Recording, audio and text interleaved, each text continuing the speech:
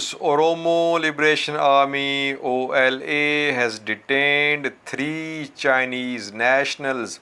Just a few minutes ago, OLA issued a statement. OLA says the Chinese nationals are involved in illegal mining operations in Wellega, and all contracts signed between Ethiopian government and foreign companies about Oromia are null and void.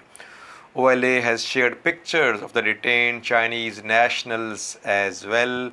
You can see the 3 Chinese nationals in the picture views. OLA has issued a detailed statement about detaining the 3 Chinese nationals. I'll have a look at this statement, viewers. OLA statement says, we have detained 3 Chinese nationals involved in mining operations around Mandi, West Wellega. They are all in safe hands and in good health. Mining companies operating in this area have been responsible for the displacement of many farming communities that were not adequately compensated. Furthermore, we have observed that the environmental impact of these mining operations has been very costly, and that there has been no effort put into mitigating the effects these operations have had on the health of surrounding communities. Additionally, as we stated on our September 3rd, 2020 statement, any contract entered with the Abiy regime became null and void after October 10th, 2020. Therefore, these mining companies are illegal and must immediately cease their operations.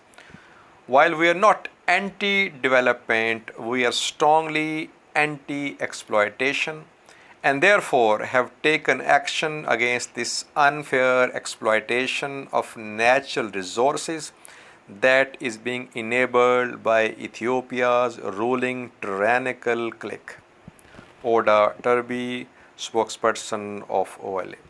So viewers, OLA has rejected all agreements signed between Ethiopian government and foreign companies. The Chinese nationals must have been allowed by Ethiopian government to start mining operations in West Wellega, but OLA has detained the 3 Chinese nationals. What will OLA do now? Will OLA release these Chinese nationals, or they'll be kept under custody? That remains to be seen, viewers. In the coming hours, we might see an announcement about the release or about their keeping in custody by OLA, viewers. Another development is about Ethiopian elections. Just a few hours ago, National Election Board of Ethiopia (NEBE) announced that preparations for upcoming elections were not complete. That is why elections have been postponed by 2 to 3 weeks. Viewers, exact date has not been announced.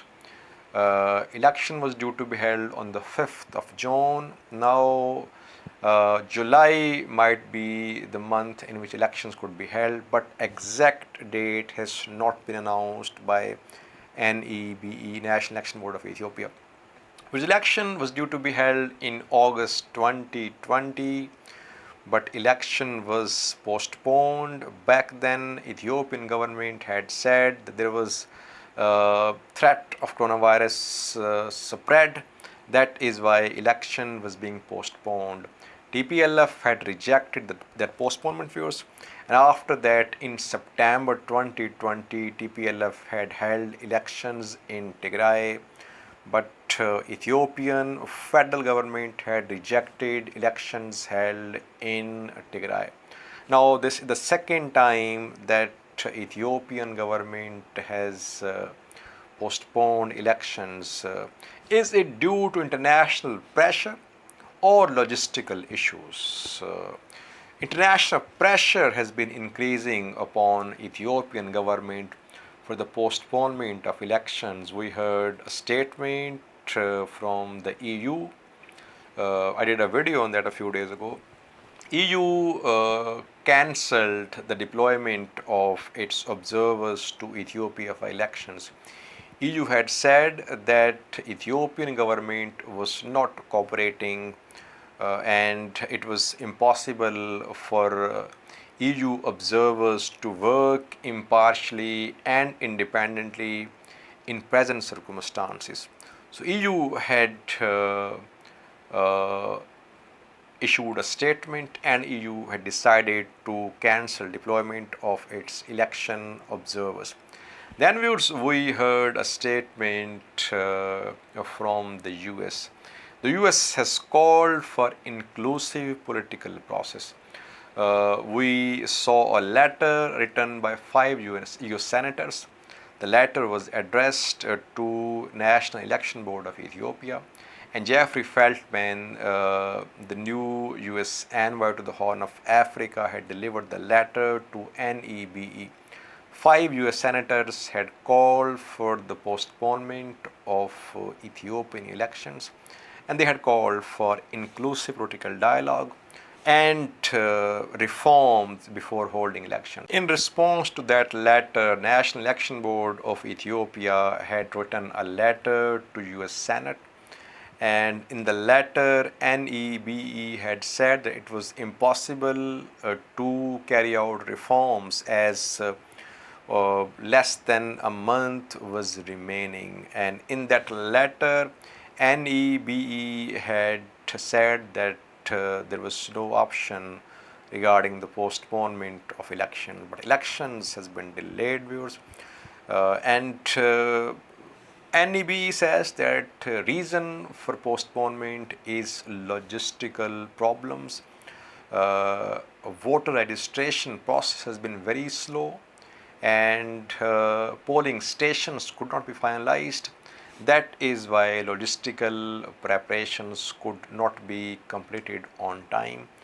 Election Commission officials say that elections will be held after a period of 2 to 3 weeks, but no exact date has been fixed.